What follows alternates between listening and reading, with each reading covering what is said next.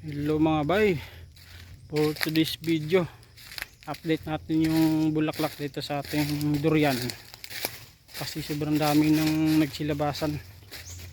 At shoutout ko pala muna si Sir Jason Creta ng Marilog. Maraming salamat sa iyo sir sa pag-appreciate sa aking mga simpleng video.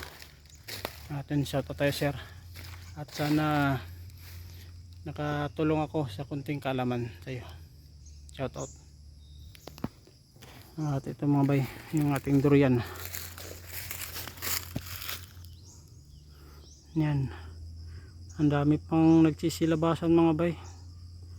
Yan no, tas meron ng mga bumukadkad, mga nauna. Hindi sabay-sabay.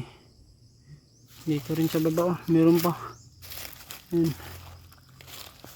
Yung nakaraan ito lang. Ngayon mayroon pa mga maliliit yun, no? Tapos dun sa taas mga bay, grabe, ang dami ng bulaklak, yun, kumpul.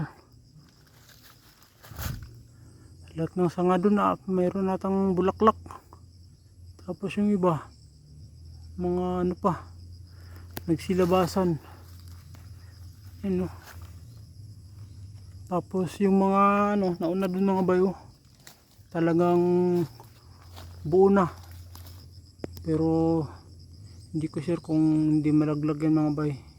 Yan dyan, buo na yung nauna, parang kasing nilalaki ko kalaki yung mga nauna na bunga na bulaklak. Yan, dami na, mga isang linggo mga bay. Yan namukadkid na rin dito ito. Yun,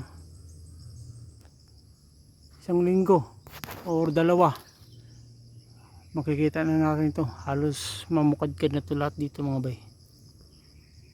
Yan isang puno pa lang yung maraming bulaklak, pero may nakita ako dun sa baba, dun sa area ng kapatid ko, yung isang puyat dun, tsaka dito sa harap ng bahay may bulaklak na yung mga puyat. Tapos yung isang diwan-uwan dun tagilid may na din bulaklak, pero dito sa atin wala pa masyado.